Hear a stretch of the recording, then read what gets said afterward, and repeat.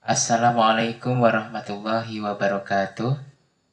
Baiklah, di sini saya akan menjelaskan tentang materi akidah akhlak, yaitu tentang sifat-sifat wajib Allah dan sifat mustahil bagi Allah. Baiklah, langsung saja. Yang pertama, sifat-sifat wajib Allah. Ada 20. Nah, 20 sifat wajib Allah ini terbagi ke dalam 4 sifat, yaitu sifat nafsiyah, sifat salbiyah, sifat ma'ani, dan sifat ma'nawiyah. Nah, sifat nafsiyah yaitu sifat yang berhubungan dengan zat Allah. Jumlahnya hanya ada satu, yaitu sifat wujud, yang artinya ada.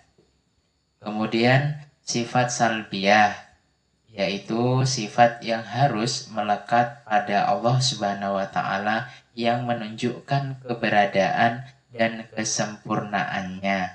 Nah, sifat ini jumlahnya ada 5, yaitu kidam, terdahulu, bako, kekal, mukhalafatul hawadisi, berbeda dengan makhluknya, qiyamuhu binafsihi, berdiri sendiri, dan wahdaniyah, esa. Nah, selanjutnya yaitu sifat ma'ani. Sifat ma'ani adalah sifat wajib Allah yang dapat digambarkan oleh akal pikiran manusia, serta dapat meyakinkan orang lain karena dapat dibuktikan dengan panca indera. Nah, apa saja yang termasuk ke dalam sifat ini? Yaitu sifat kudrat, kuasa, irodat, berkehendak, ilmu, mengetahui, hayat, hidup, sama, mendengar, basor, melihat, kalam, berkata-kata. Nah, yang keempat yaitu ada sifat ma'nawiyah, yaitu sifat yang berhubungan dengan sifat ma'ani. Jumlahnya ada 7, yaitu qadiran, yang maha berkehendak, muridan, yang maha berkuasa, aliman, yang maha mengetahui, hayan, yang maha hidup, kemudian sami'an, yang maha mendengar, basiran, yang maha melihat, dan mutakaliman, yang maha berkata-kata. Nah, selanjutnya kita kupas ya satu persatu tentang sifat wajib bagi Allah beserta artinya. Nah, sifat wajib yang pertama yaitu sifat wujud. Sifat wujud itu artinya ada. Maksudnya Allah ada dengan sendirinya. Nah, referensi bahwa Allah itu bersifat ada atau bersifat wujud yaitu Quran Surah Al-Hadid ayat 4.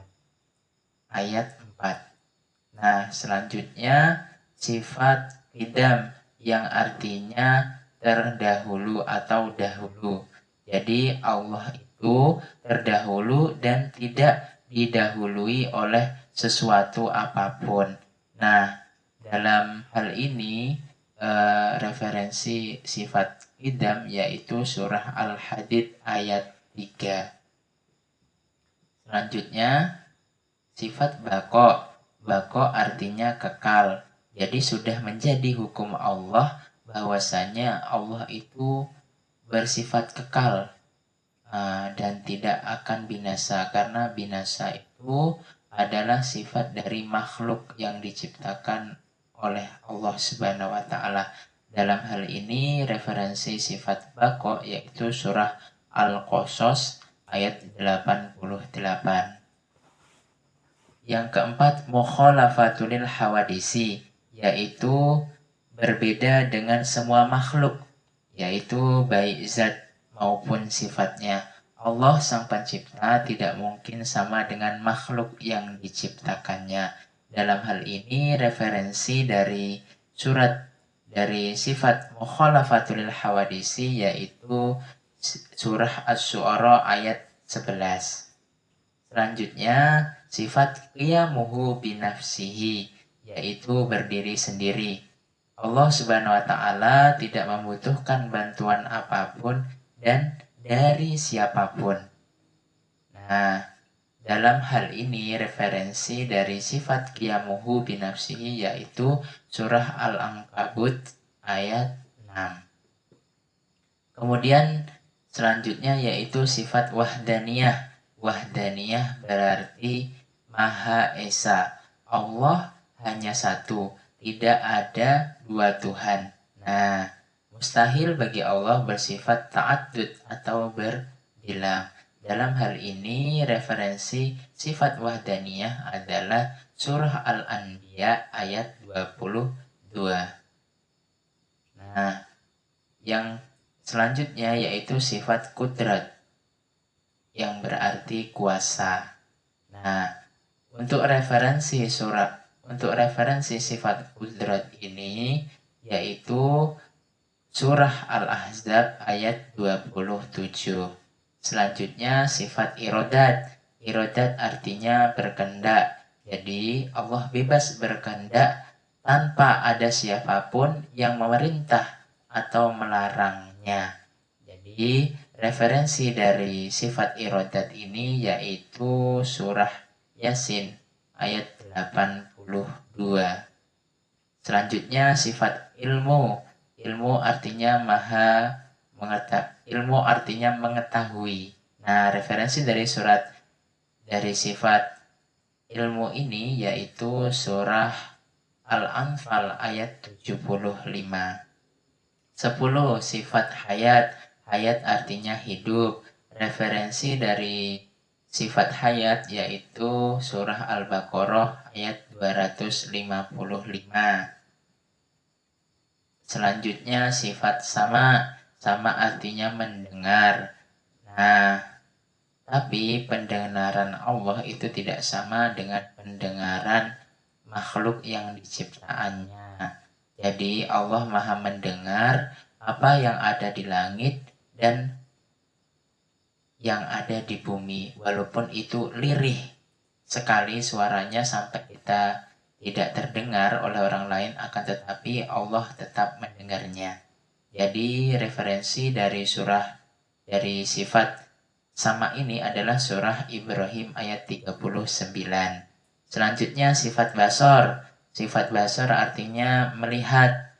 Jadi Allah melihat segala sesuatu yang ada di muka bumi ini atau di alam semesta ini. Jadi referensi dari sifat basor yaitu Quran surah Al-Buruj ayat 9. Selanjutnya sifat kalam. Kalam artinya berfirman atau berbicara, tapi berbicaranya Allah atau kalamnya Allah itu tidak sama dengan makhluk ciptaannya. Jadi referensi dari sifat kalam ini adalah surah An-Nisa ayat 164. Terus selanjutnya sifat qadiran. Qadiran artinya maha kuasa. Jadi Allah adalah zat yang maha kuasa atas segala sesuatunya. Referensi dari sifat qadiran yaitu surat Al-Maidah ayat 120. Yang selanjutnya sifat muridan. Muridan artinya maha berkehendak. Referensi dari sifat muridan yaitu surah An-Nisa ayat 26. Selanjutnya sifat aliman. Aliman artinya maha mengetahui.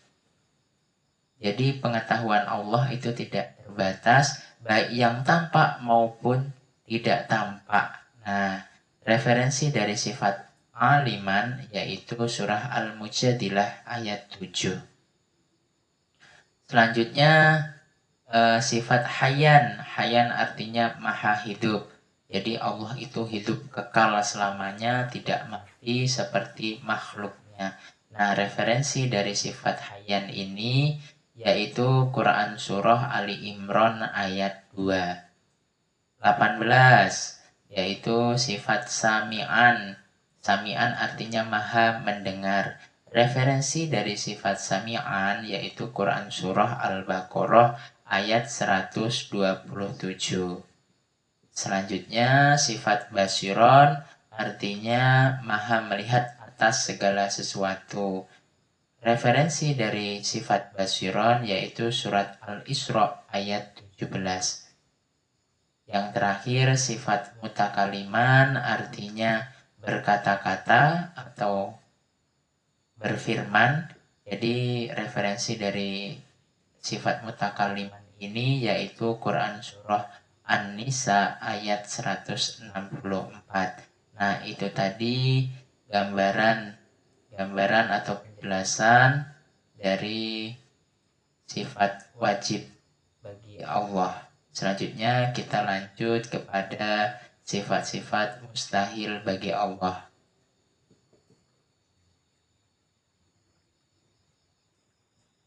Ya, jadi sifat mustahil bagi Allah juga ada 20 yang merupakan lawan dari sifat-sifat wajib Allah alias sifat mustahilnya.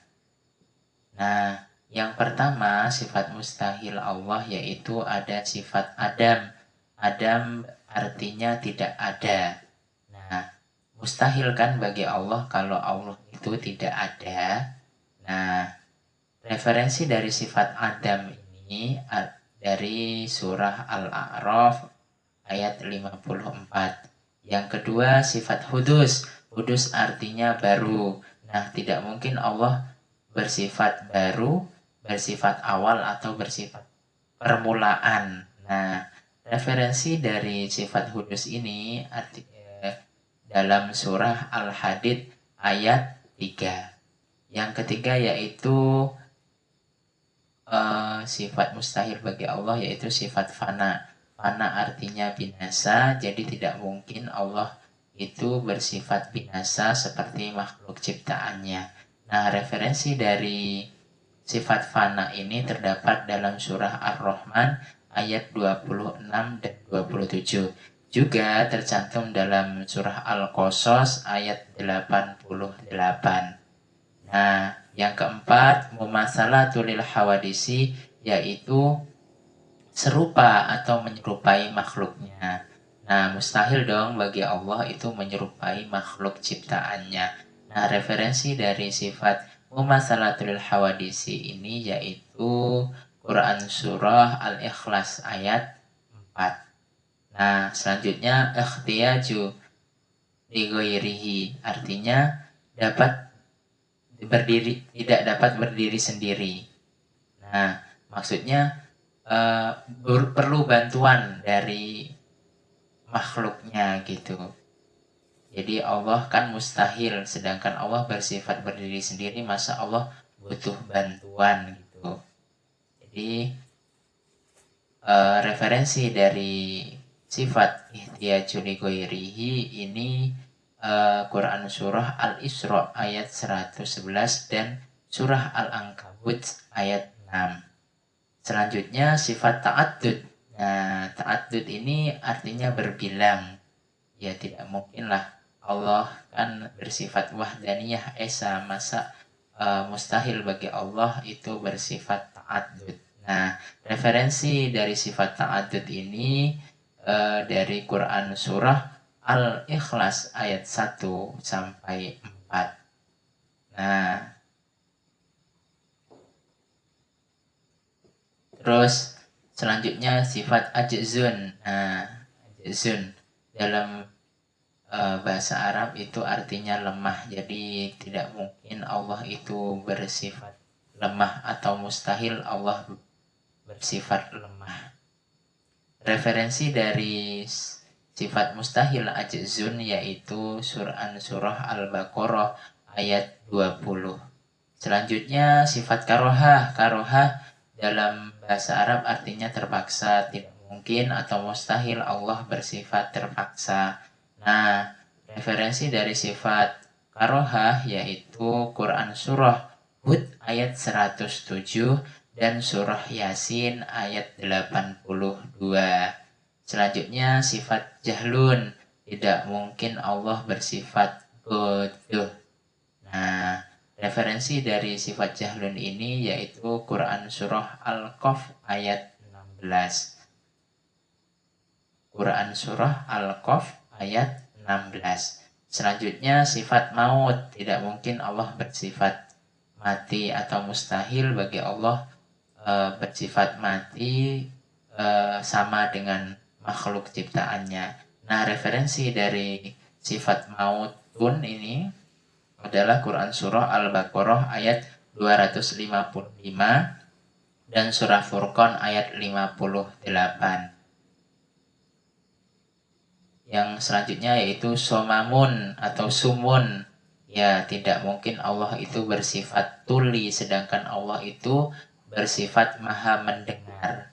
Mustahil bagi Allah bersifat tuli. Nah, referensi dari sifat somun ini Quran surah Asy-Syu'ara ayat 11 dan Quran surah Al-Maidah ayat 76.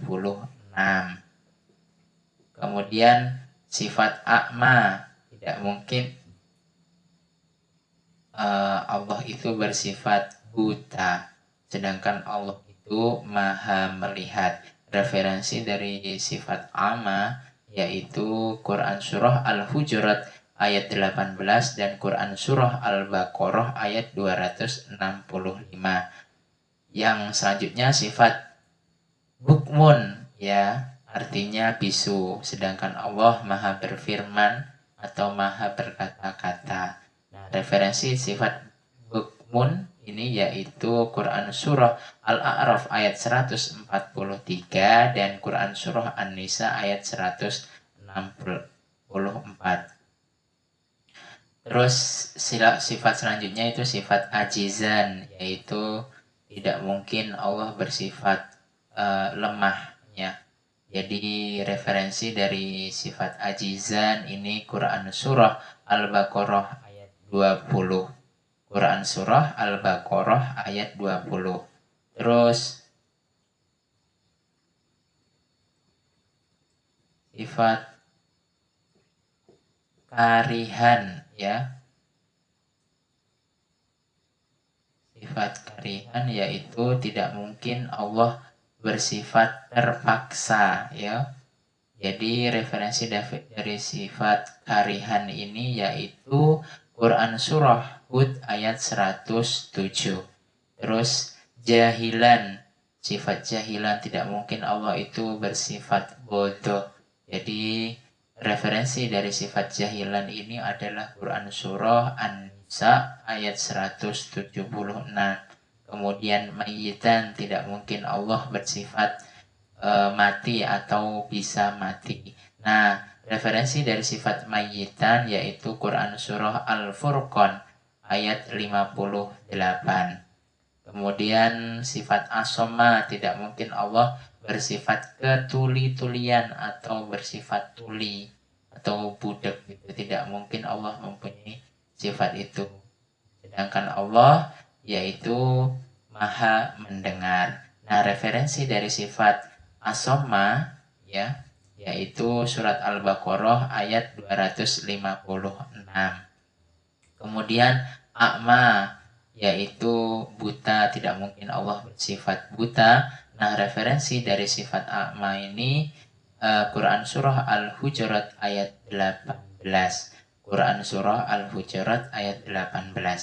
Kemudian abkamun, yang terakhir yaitu tidak mungkin Allah bersifat bisu, sedangkan Allah maha berkata-kata atau berfirman. Nah, referensi sifat abkamun itu yaitu Quran surah An-Nisa ayat 164. Nah, itu tadi penjelasan dari sifat-sifat mustahil bagi Allah atau lawan dari sifat-sifat wajib Allah. Nah, selanjutnya kita akan memasuki tentang materi sifat tercela, yaitu sifat syirik. Nah, dalil dari sifat syirik itu sendiri yaitu berada saya ambil dari Quran surah An-Nisa ayat 48. Quran surah An-Nisa ayat 48. Nah, bunyinya bagaimana teman-teman? Kita simak bersama-sama. A'udzu billahi minasyaitonir rajim. Bismillahirrahmanirrahim. Innallaha la yughayyiru an yushraka bihi wa yaghfiru ma duna dzalika liman yasha'u wa man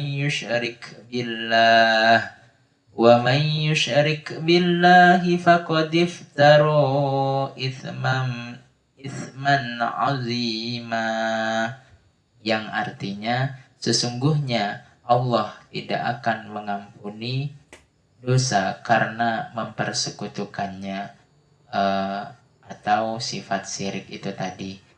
Itu bagi siapa saja yang dia kehendaki. Barang siapa yang mempersekutukan Allah, maka sungguh dia telah berbuat dosa besar. Quran Surah An-Nisa 48. Nah itu tadi teman-teman salah satu dalil dari sifat tercela, yaitu sifat syirik.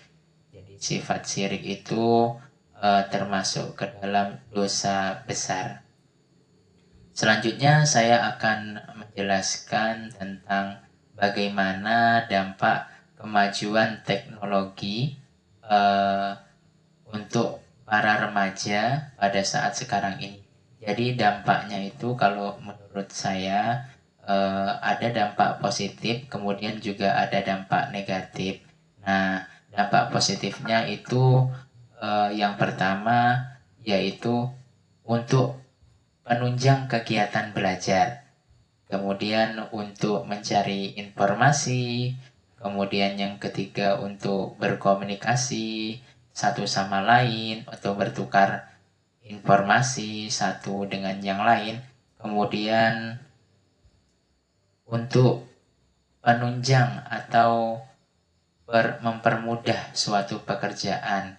Nah, bisa jadi dengan menggunakan kemajuan teknologi, pekerjaan yang tadinya sulit harus dikerjakan manual bisa menjadi mudah dengan adanya kemajuan teknologi. Kemudian ada juga yaitu dampak positif bagi remaja-remaja sekarang, yaitu yang pertama sering lupa waktu. Jadi remaja sekarang itu dengan kemajuan teknologi, yaitu salah satunya handphone atau gadget, mereka jadi lupa akan waktu, sering tidak mengabaikan sesuatu yang seharusnya itu dikerjakan atau dilaksanakan, jadi lupa karena kemajuan teknologi yang berlebihan tadi. Kemudian maraknya kasus pornografi yang sering dilakukan oleh para remaja pada saat sekarang ini. Kemudian menjadi media untuk penyebar hoaks ya, atau berita bohong.